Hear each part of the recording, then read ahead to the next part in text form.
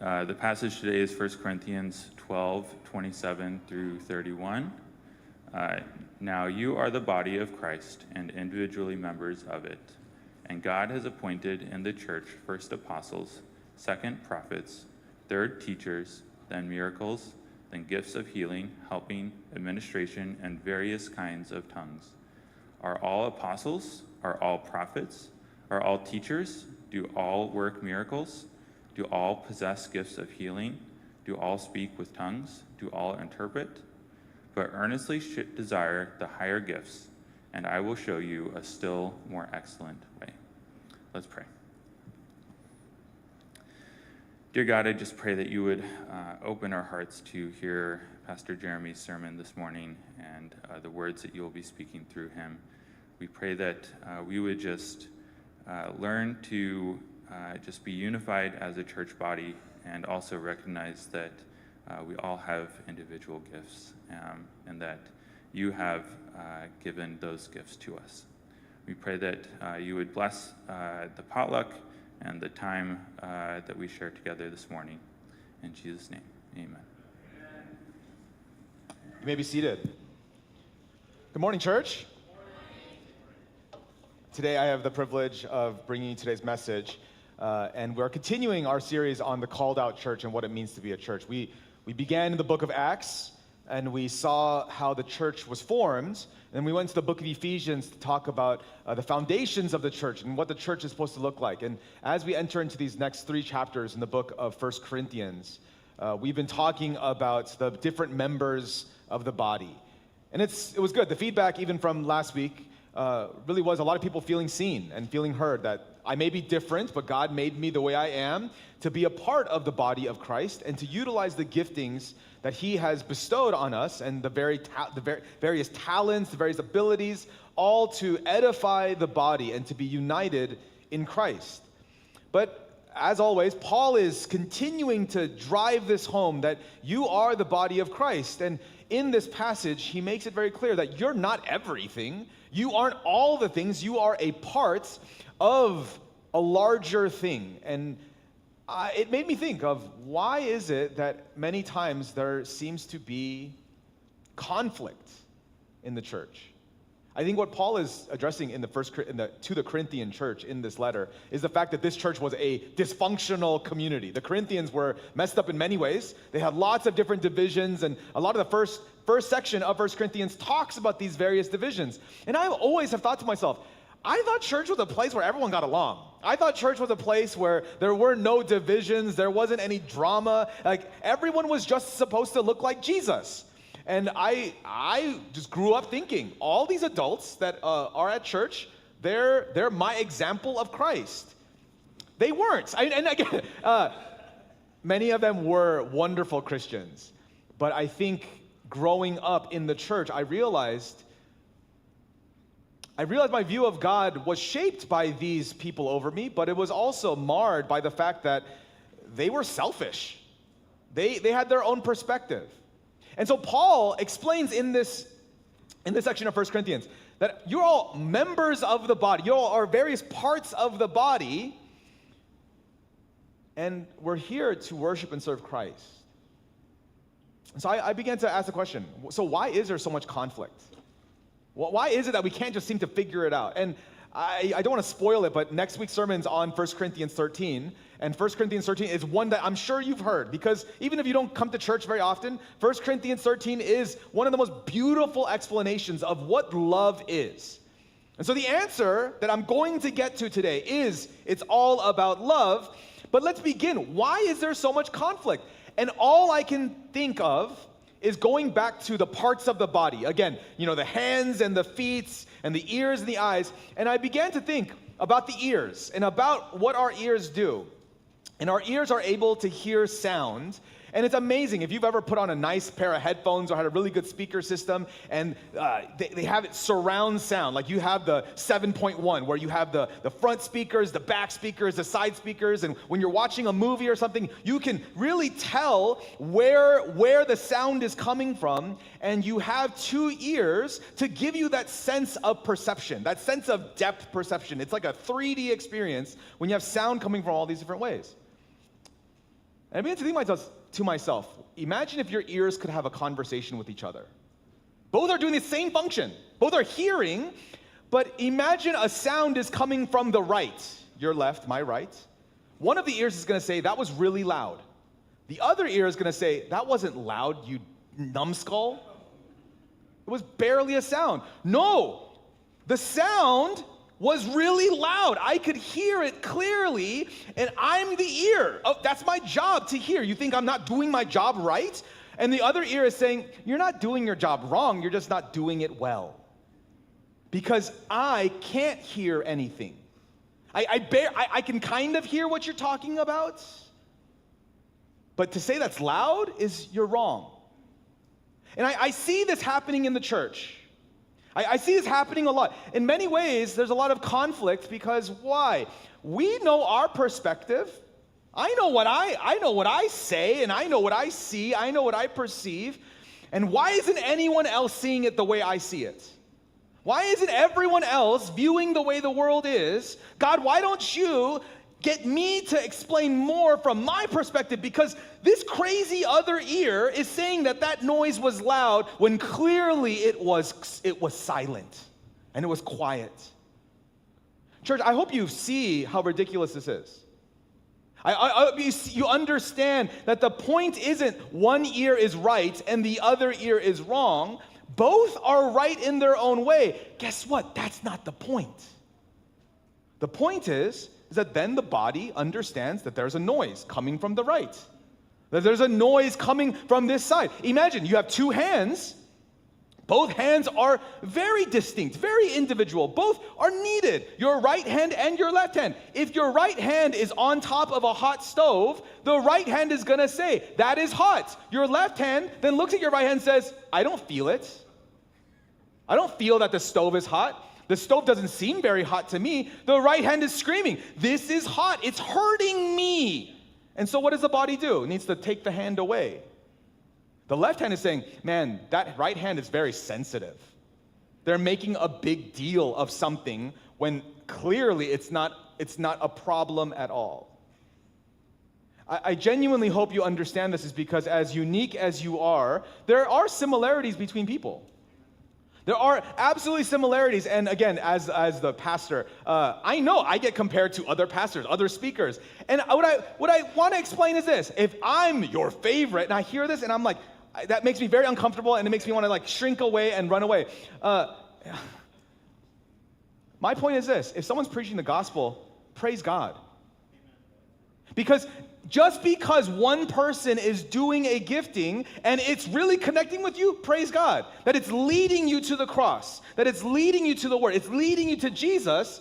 But I am not here to disparage someone else who stands up and reads from a manuscript and reads a sermon. Because even though that's not how I was made to do it, I say this all the time, it's just, I'm loud, I'm boisterous, I'm energetic, I get overwhelmed with even just sometimes my emotion and passion. But that doesn't mean that if there's another person who brings the word and they're just reading off of a page that, oh no, they're bad, they're wrong.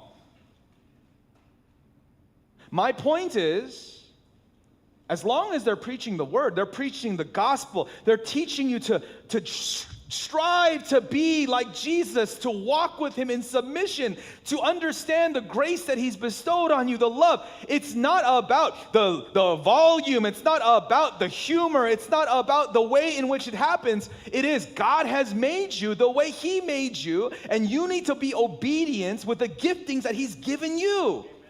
But you see, again, even this conversation, it's like, yeah, the pastors need to do the will of God. And I'm going to say, absolutely. The elders, the pastors, the teachers, we need to use the giftings that God has given us to do it in the way that God has equipped us to teach about the gospel, to teach about the word, to give proper interpretation, to give you proper theology and understanding. But that's just one piece of the puzzle. Because it's still not saying, okay, there's going to be a guy in your ministry who is all the gifts, who is everything. No, we're but a fraction. And I would argue That fraction is way smaller than we give it credit for. That a lot of times we think, oh, they're leaders of the church, and so they're doing the bulk of the ministry because they're the leaders. And I will say, that's not what Paul is talking about. Everyone who follows Christ is a part of his body. The body of Christ is not about how effective or how productive you are. And this is the issue when it comes to understanding the body of Christ. You don't earn your way to be a body part. You are granted, you are gifted the ability to be a part of his body. The question does remain, do you want to be a part of his body, or do you want your own kingdom? Do you want to live your life the way you want to live your life? Do you want to do things based on how you see fit and how you control and how you command? Or is it, no, I am a part of the body. I am doing it in submission to him. Again, imagine I had a body part that I had no control over. And this is something that some people deal with, like disabilities like this. They deal with a disability to not be able to control certain parts of their bodies. My wife and I watched this movie about a man who had Tourette's. And it's a very difficult, it's called I Swear. And it's a very difficult movie to watch because he's cursing the whole time. But the whole point is he doesn't have an ability to control it. And I think what ends up happening is in many ways with our spiritual giftings, with the way that we interact with our body, it's not that we have a disability, because we're all disabled by sin. A lot of times we use that as an excuse to not be trained up, to not be disciplined.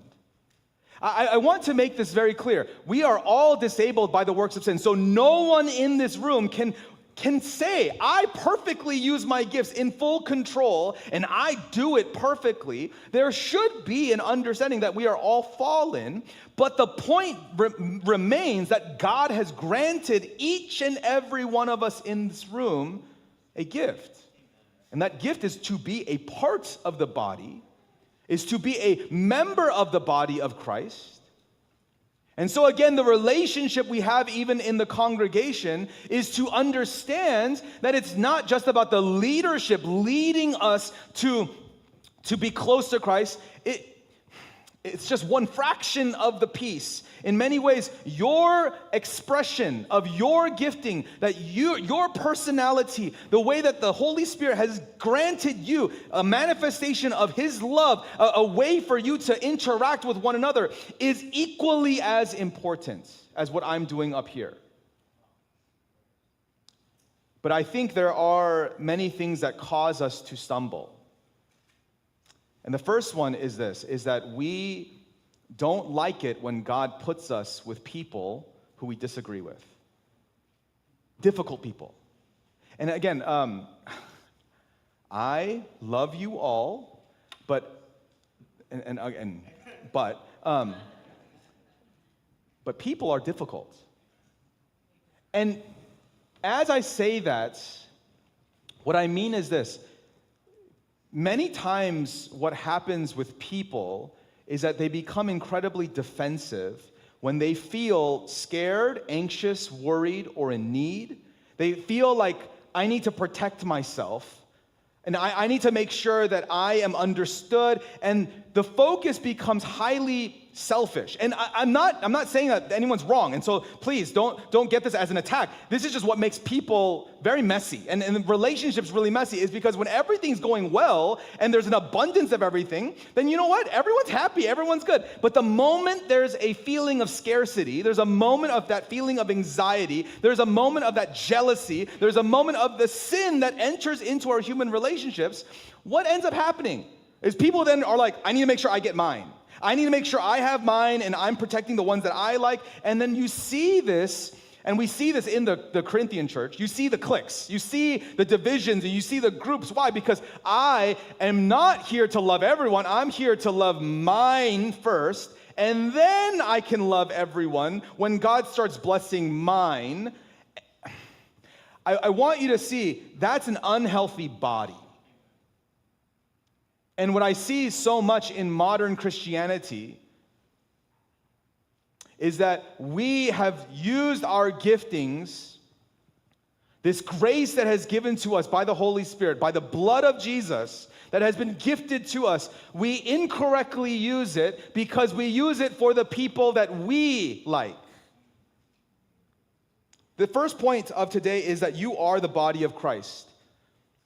And I want to drill this in you. You are the body of Christ not because you provide any value, not because you provide any production. You are the body of Christ because Christ died for you and he loves you. You are not the body of Christ because you have a gift. You have a gift because Christ loves you and God loves you. But I also want you to understand, as I say you are the body of Christ, so is every other believer. And it's not based on how much you like them. This may come at a shock to you. You won't like everyone. I want everyone to like me, but I know I don't like everyone. And I know, like the pastor's saying he doesn't like everyone. No, I don't like everyone. I think a lot of people are like, should we find another church? Like, is there time to go? And here's the thing. I actually thought, okay, that's my issue. I need to like everyone. I need to really make sure that I'm like, I almost put on this fake face when I come to church. And again, maybe I'm just talking to myself. It's not you. It is you, but it's. I just come to church and it's like, oh hi, it's great seeing you today. But why? Because inside I'm like, oh no, there is beef. There is that feeling of like, I would rather not. And what is going on in that scenario? I am not seeing them the way that they ought to be seen. Because I'm saying you are the body of Christ. Let this sink in. When I say you are the body of Christ, I think there is a posture, I am the body of Christ. Like, praise God, I'm the body of Christ. Amen. You are the body of Christ. You have been gifted gifts. You have been loved. You are saved. You are made righteous. Praise God. You are the body of Christ. The person next to you, they're the body of Christ. They are beloved by Jesus. Does that mean that they have perfect theology? That's exactly like yours? Does that mean that when you read a passage in the Bible, that they need to understand it exactly the way you understand it? Does it even mean that they have the same passions in life as you? I will tell you, you will be sorely mistaken if you think that people are going to have the same passions as you. I am passionate about everything, and still people aren't passionate about what I'm passionate about.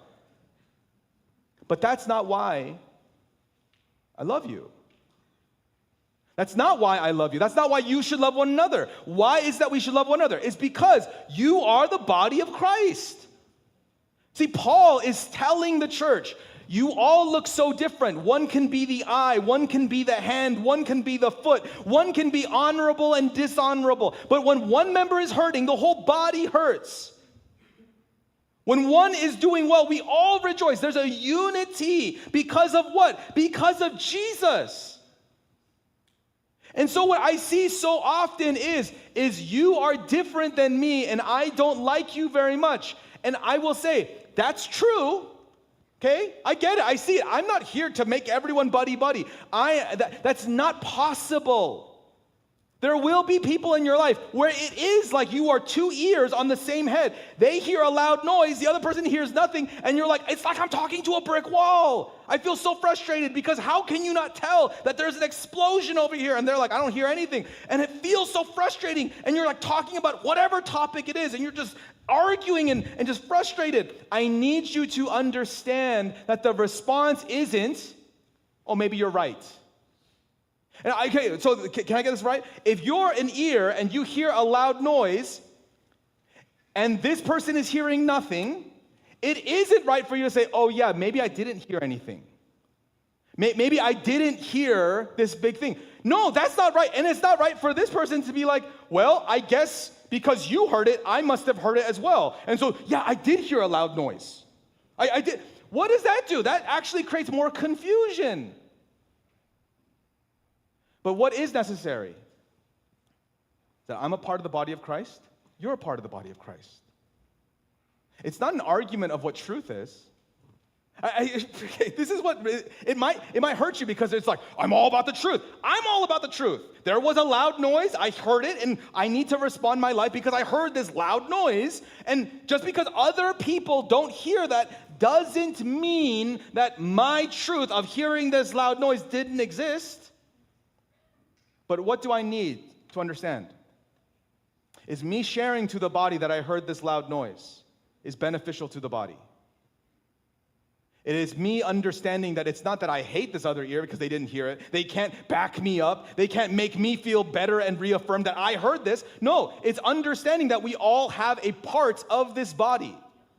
We all have a part of this community, and it's not about hating one another. It's not even being in alignment. It is saying that we are united by Christ. If you want me to go deeper into this, all I can do is go back to what Paul is saying. Verse 27 in 1 Corinthians 12. Now you are the body of Christ and individually members of it. He is synthesizing this idea of unity with individuality. I talked about this last week as we talked about the different parts of the body, but I need to bring in the theme that Paul is saying to the Corinthian church. As he's talking to a divided church, he is not saying to lose your individuality for the sake of unity. He is not saying that if you can reject unity for the sake of your individuality. He is holding both ideals together synonymously and saying you are united as the body of Christ, but individually you look different from one another. And praise God that you look different from one another. Because I know I'm making this analogy between two ears, but imagine how much more in stark contrast if I compare the ear to the eyeball. The ear may hear something that the eye cannot see. I can hear thunder. We had that thunderstorm here. And my wife and I were talking. We're like, oh, it reminds us of Texas. And we see everyone being like, did you hear the thunder? And we're like, that was like a baby storm. That was like nothing in comparison. But you know what? I get it. Pacific Northwest, you don't get that a lot. And so we're like, yeah, we heard it. You know what the eye is saying? Did you see it? The ears are like, I didn't see anything. I heard it. The eye is like, I didn't hear anything. I saw it. And you have the skin, you have the hands, and the hands is like, I could kind of feel tingly, I guess. But you guys are talking with such succinctness. You're talking with such exacting nature. I don't even know what it is. I'm saying the different parts of the body are experiencing the Lord in a different way. And this is not to say, well, this is a church of eyes. And we're all here about seeing, because seeing is believing. And so ears, get out. And if you're any other part of the body, you really don't belong here. What use is a church if it's all eyes? But you are the body of Christ, and individually members of it. In Romans chapter 12, Paul is speaking to the church in Rome, and he says this, for as in one body we have many members, and the members do not all have the same function. So we, though many, are one body in Christ and individually members of one another. Can I say that again? So verse 5, so we, though many, are one body in Christ and individually members of one another, having gifts that differ according to the grace given to us. Let us use them. If prophecy in proportion to our faith, if service in our serving, the one who teaches in his teaching, the one who exhorts in his exhortation, the one who contributes in generosity, the one who leads with zeal, the one who does acts of mercy with cheerfulness. The reason why I even bring this passage from Romans is because it proves to me that Paul is not saying, here is a list of all the gifts that exist, and so find which gift I'm talking about and which you have. This list differs than the one in 1 Corinthians. They're not exactly the same. And so it kind of drives me a little frustrated in a way that's loving, but it's just like, why then is it that you have to pick which one is yours? I'm like, the whole point Paul is making is that you differ. That's actually the theme of this, is that it looks different, but you are members of one another. You're members of the body of Christ. And what he's saying is as you're gifting in the spirits so that you can spread the gospel and build the kingdom of God, as it looks different, understand that we are in this together. And the way that we do it is we do it with a fullness. We do it with this discipline. We do it with this energy, this passion of knowing this is how God made me to be. And so in this list, again, you don't have to figure out where you are in this list because there's other lists of the gifts. But I'm like, I hear that word exhort, and I'm like, God, I think that's one of my giftings. Because why? I love hyping you up. I love it. I absolutely enjoy getting you excited and encouraged to go out and spread the gospel, to live a life like Jesus, to obey and submit to him. That's like a part of the bread and butter of my life. And you know what? That doesn't make me any better than you. And if you're reading this list and you're like, I don't even see where in this list is, then forget the list for a second and just understand God made you fearfully and wonderfully have you been made. And so what is it that defines you? And how can you spread the love of Christ? And if the answer is, I don't know, and I don't know, that's the joy of the community.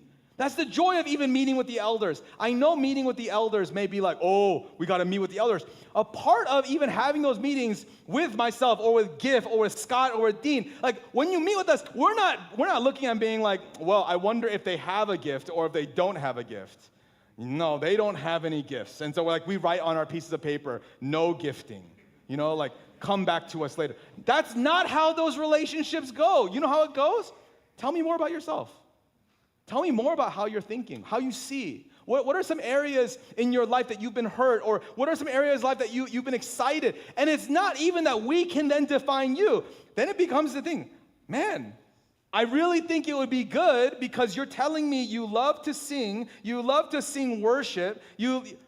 I don't know. We have a praise team. And I think what ends up happening is people are like, oh, that's the only reason why they like me is because I'm on the praise team. I want you to understand, no. If you're like, I don't want to be a praise team, we're not going to say, well, since you're not serving on the praise team, you're not using the giftings that God has for you, and therefore you're not welcome here. No. What we're going to say, maybe what you need to do, maybe what you should do is just join us for the potluck and eat and fellowship. Maybe your gifting is at the potluck, you'll sit with someone and they may be having the worst day of their life, the worst week of their life, the worst month of their life, and your gifting is to be a listening ear to them. And guess what? Your gifting is just as important as mine. Just as important as the elders. Why? Because that person was having the worst week of their life. And they needed someone to hear them out. And so if you're sitting there, like, I have no gifting, our goal as a community is help you understand that it's not true that you have no gifting. You have a gifting. You are filled with the Spirit. And if you're saying, well, I don't even believe in Jesus, I will say this. All right, so let's take a step back. Let's not even talk about gifting. Because I think we're jumping the horse when we're thinking, okay, I want to know my giftings in Christ. And I'm like, the first question is, are you in Christ? Do you believe in him? And if the answer is no, then the question is, well, do you want to get to know him? What is stopping you from submitting your life to him? That's a whole different conversation. But if it remains that you do follow Christ, that you are confessing he is Lord, that you no longer live, but it's Christ who lives in you, I guarantee you have a gift. Paul is not hesitant to say that you have giftings, that you have a spiritual gift. He is not hesitating to say that you are a member of the body of Christ. He is emphatic. He knows that you are a part of the body of Christ. What he is then encouraging is, use it. Use this gift that God has given you. 1 Corinthians 12:28. And God has appointed in the church first apostles, second prophets, third teachers, then miracles, then gifts of healing, helping, administering, and various kinds of tongues. Can I give you my explanation for this? And I'm not trying to even say it's wrong if you believe in the fivefold ministry and these five gifts. I brought in Romans to explain there are many kinds of gifts. Like exhorting, there are many kinds of gifts that like zeal, like there are gifts. In this, there are 5 specific categories that Paul is talking about. I think he's talking about history. And he's explaining the different eras that God has granted gifts to the church, to the people of God. This is not to say that there is no longer prophecy. This is not to say that there are no longer, I find it very interesting. The whole point of this is that Paul is saying God administers as he sees fit. Okay? God, this is the whole point of this section. God doles out, he grants giftings as he sees fit in his infinite wisdom. Paul seems to be putting it in chronological order. That's why he's saying first, second, third. It's not prioritization. His whole point in this is not to say that the prophets are more important, right, than teachers. He's not saying the apostles are more important than prophets. It seems to be, at least from my understanding, that there is an order of the church. The way the church was formed was with the apostles, the followers of Christ. Okay? And so it was the disciples who were sent out, and they were gifted as apostles to go and spread the gospel. Does that mean that there's no longer a gifting of spreading the gospel? I would hope you would say, no, God still does that today. And it seems to me in Paul's day and age, there was a lot of prophecy going on. So much so that they had false prophets. They had people that weren't speaking for the Lord, but there were people speaking on behalf of God, and especially during a time where they didn't have the canonical Bible as we do. One of the things that it always blows people's mind, and maybe it should blow your mind even more, is that these early churches didn't have the full Bible. They had the Torah. They had like the first 5 books of the Bible, and maybe they had that. And even that, maybe some of them had some of the scrolls of the prophets, but when it comes to New Testament writings, they didn't have that circulated around. There wasn't the printing press. They didn't have it mass produced. And so when they received a letter from a guy like Paul, they would circulate these letters because it was so important. Like one of the apostles, one of the men who met Jesus, who saw Jesus. And again, Paul's whole story is a whole other thing in the book of Acts where he encounters the Christ. He is writing us this letter, and they are taking this word and they are living their life. And so there is a need for the gifting of the Spirit to lead the church. And so then, rightly so, you have these words of prophecy. You have teachers who rise up and then are able to explain the word of God. They're able to explain it in the common language that people could understand. The reason why I even say this is because this is not trying to, again, pigeonhole you or categorize you and say, all right, which one of these gifts do you have? Are you an apostle? Are you a prophet? Are you a teacher? Are you a worker of miracles? Do you speak in tongues? I say this from personal experience because I remember going into communities and they would grill me. They were like, do you believe in Jesus? I'll be like, I believe in Jesus. They're like, all right, which of the gifts do you have? And I'm kind of like,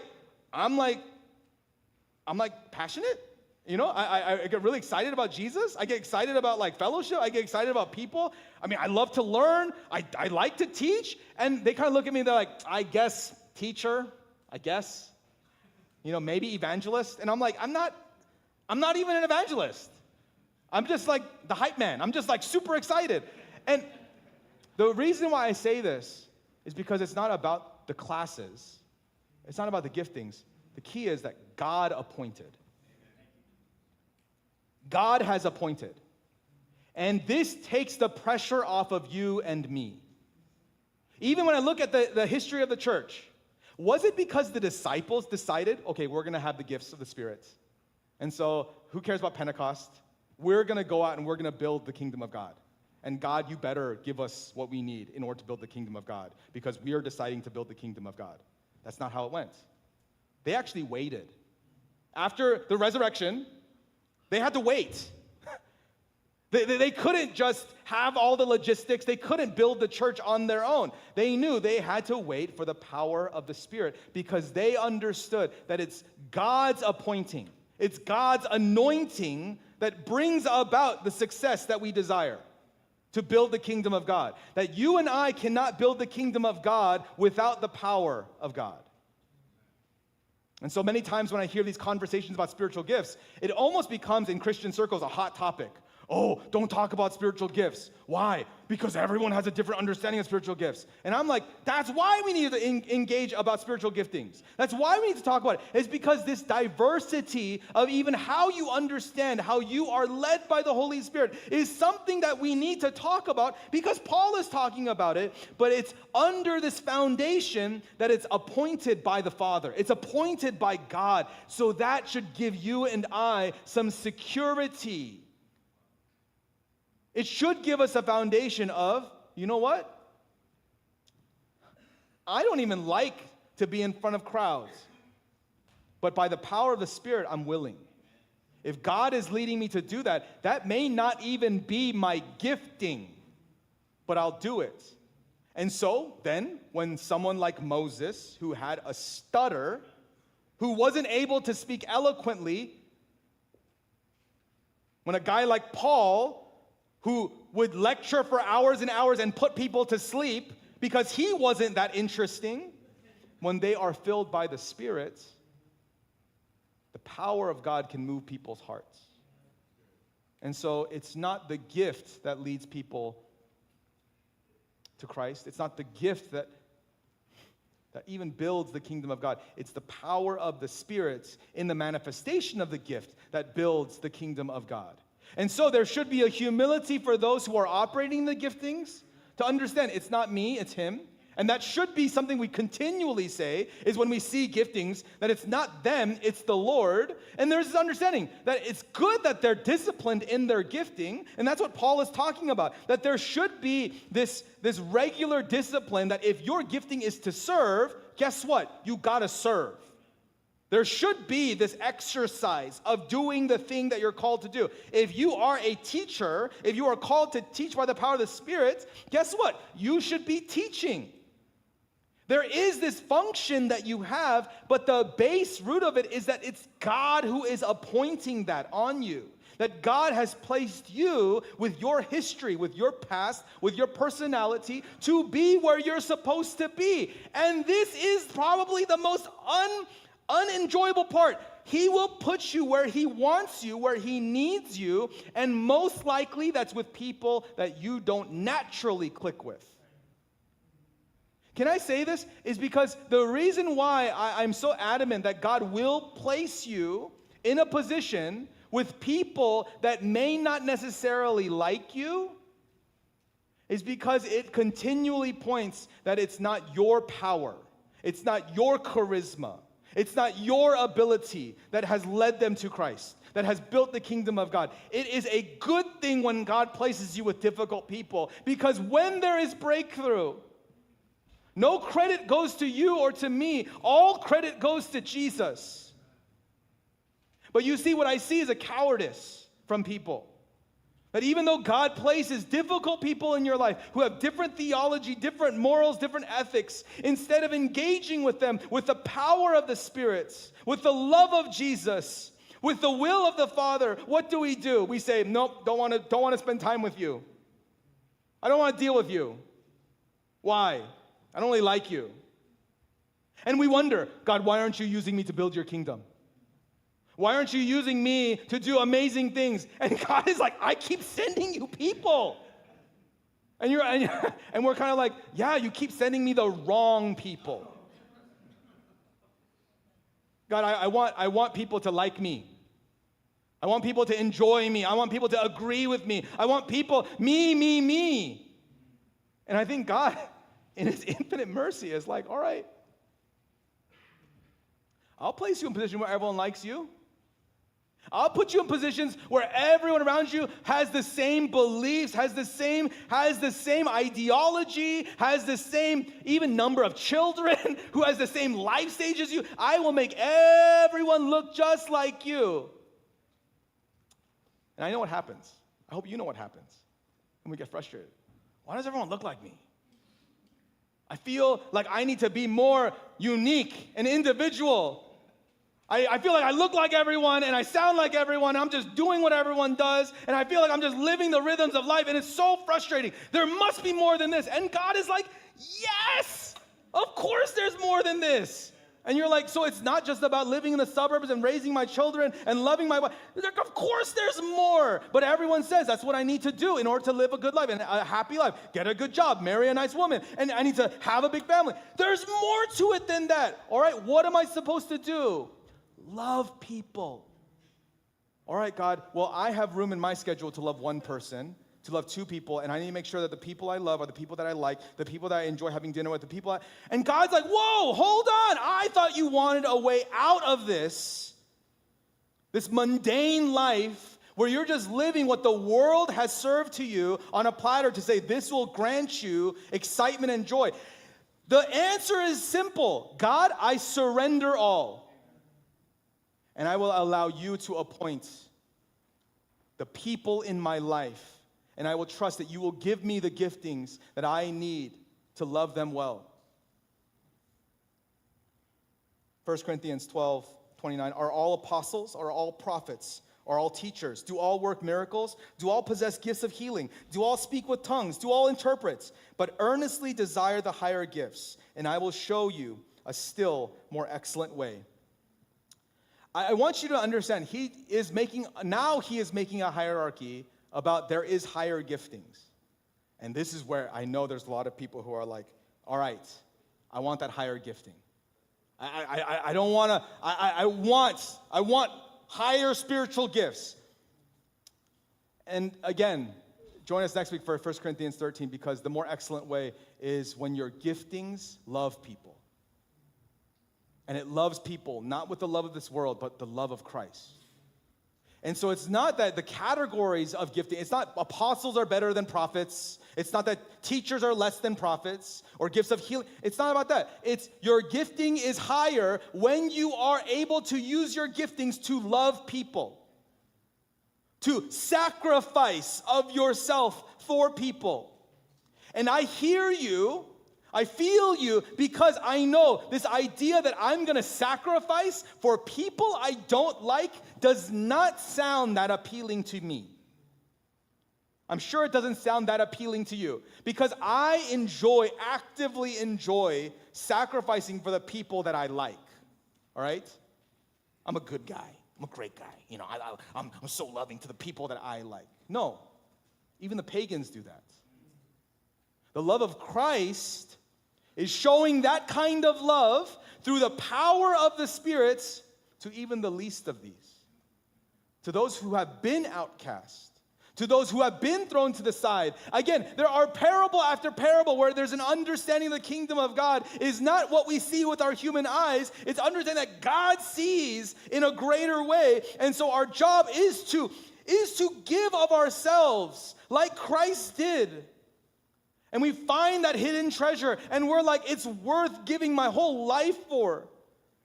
It's worth sacrificing everything. And even if the world calls me crazy, this is what I was made for, was to love people. You are not all the giftings. If I can teach you anything about spiritual giftings, it was never intended for you to look down this list and say, me. It was never intended for you to look at it and being like, I have all the gifts. I'm like Thanos, and I have all the stones, and I am the ultimate Christian. That's not how it was made to be. It's not even to make you pigeonholed in one. It's not to say that you're not allowed to have multiple. It's not that. It's to say you aren't everything. Praise God you're not everything, because that would make you incredibly arrogant. There's only one who had everything, and his name is Jesus. And he was able to do it with the humility of knowing that his whole life was about following the will of his Father. So that's our example in Christ, is that even the one who was God did not consider equality with God something to be grasped. And yet we have us, and we have like one gift, and we're like, oh, I'm awesome. I'm the show. I'm so good. And I see this. But the answer is that there is an excellent way. Or if you're using your gifts to love people, if you're using your gifts to invite people into the kingdom of God, to build one another, to edify one another, to love each other. And this is why Paul seamlessly enters into 1 Corinthians 13, and he becomes so poetic because he's explaining, you're making it the systematic thing where it's like, all right, apostles, prophets, teachers, healers, and all this stuff. And we're like, we got to do all these things. And Paul's like, whoa, whoa, whoa, whoa, whoa, whoa, whoa, whoa, whoa, whoa, whoa. Prophecy without love is a resounding gong. It's emptiness. When it comes without love, it's emptiness. And all of this is futile. First Peter chapter 4, verse 10 says this. As each has received a gift, and he's implying, you all have received a gift. Use it to serve one another as good stewards of God's varied grace. Whoever speaks as one who speaks oracles of God, whoever serves as one who serves by the strength that God supplies, in order that in everything God may be glorified through Jesus Christ. To him be glory and dominion forever and ever. 1 Peter was written by the Apostle Peter. And so Paul and Peter are coming at this from very different angles, and yet what they're saying is the same truth. In many ways, I think Paul and Peter, I would love to see them interact, because the few times in Acts where you see them interact, you're like, man, their personalities are starting to clash and conflict. And it's a beautiful thing, because we realize that people in the church have very different personalities, and not everyone necessarily gets along. But even then, they can come to the same conclusions, because the truth is understanding how God sees things. And so, as Peter's explaining, he's saying what Paul is saying. You've all received the gift. The purpose of these gifts is to serve one another. And so, church, this is the excellent way. The more excellent way is this. Don't worry about having all the gifts. Don't even feel bad that you don't have amazing gifts. Don't even categorize it in that way. I want you to understand, God has given you a gift. He has given you grace. Because I know this to be a fact, because on the first and third Sundays, we partake in communion, and when we take communion, we are saying, this is the body of Christ, this is his blood, and we receive Christ on a regular basis. We are saying, it's not me, it's not my sustenance that keeps me energized and passionate, it's by the power of God. And as important as it is that you have these gifts, the more excellent way is that you are using it for other people. Church is not meant to be a passive event. It's not meant to be an event, a weekly thing that you're like, I come here and I sit, I sing, I listen, and I leave. It's all good because you're receiving, you're even participating, wonderful. Church is you using your specific gifting as God has granted you to love people. And if really you're sitting there and saying, I don't have a gifting, that's where the community again comes into play, and we can affirm in you what your gifting may be. I think there's lots of people who really sit in life and thinking, I'm not good for anything. I don't have anything special about me. And you know what's so interesting? I would love to hear what your inner circle would say about you. I would love to see the people that interact with you, how they would categorize you. And I think there's a fear in us. They were like, oh, if they really talked about me, if they really spoke about me, they would say all these bad things. I think a lot of times we'd be like, oh no, that guy, he's so cool because he does this, he says this, he thinks like this. I appreciate it so much. My thing is like, yeah, it's so easy for me to see. It's so easy for me to see the joy of seeing in people that spark of the Holy Spirit, that power. I'm just kind of like, I wish you believed it. Because then church does not become something where it's like, well, no one wants to talk to me. You don't understand how much people want to talk to you. And you know what? Maybe it's not even that you're called to be to be the one talking. Maybe it's that you need to be the one listening. Maybe your job is to flip the burgers. And this is why I don't want to flip the burgers. Then guess what? That's probably not your gifting. But there's also someone in the church who's like, I would love to flip the burgers. Like, I'm serious. There are people who are like, I would love to be in charge of taking out the trash. And I'm kind of like, yeah, I mean, I'll take out the trash. But they're like, no, I would love it. And it's like, why? It's because then I don't have to talk. And it's like, wow, no, I'm so serious. I'm like, I love to talk. You don't love to talk? And it's not, you're wrong, you need to be disciplined. You need to be discipled, and I'll teach you how to talk. No. If your gifting is service, then serve. And praise God for that. Because why? Someone may see you doing that heartily unto the Lord and say, I see Jesus. My question is even for the difficult people in your life, can you look at them and say, you're the body of Christ? And God enjoys you. God wants you. God loves you. Church, you are the body. And I say this with all affection, is that you are the body of Christ, not because you have achieved it, not because you're such a great person, not because you figured it out and you're smarter than everyone else. You are the body of Christ because God has gifted you his grace. And so when I see you and I hear the profession of Christ, I hear the confession of sins, I understand that there is that faith, then the way that I approach you is not by saying it's not saying, wow, you're so amazing. It is saying, I see Jesus in you. Let's walk together to Christ. Let's be more like Jesus together. Because that's the kind of church I want to be a part of. The church that is striving continuously to be like Jesus. Let's pray. Father, I thank you for the individuality you've given all of us, that we are all unique, that we all have different personalities, that we may even have different perception of the world. God, praise God. Praise you, Lord, that you have made us so uniquely. And I pray, Lord, that as we are unique and as we are individual with our different personalities, perspectives, and giftings, Lord, I pray that we would have a unity because of the grace, the gift of salvation that we have through Jesus. I pray that as we are members of the body with different functions, different abilities, different sensitivities, Lord, I pray that the body would love one another. Lord, deeply, that we would know that you have appointed us to be here. You have placed us here in your infinite wisdom, that we are called to be here and to love our neighbors.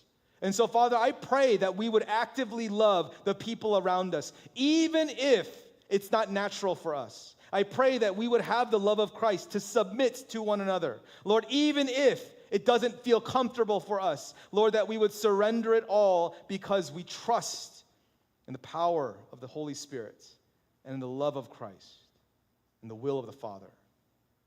Father, I pray that you would lead us to a more excellent way.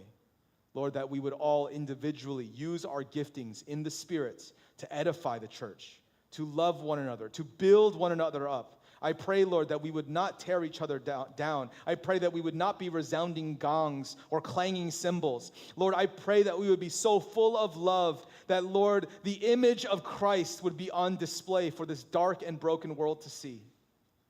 Father, I pray that you would empower our church to be more and more like your Son. We love you, and in Jesus' name we pray.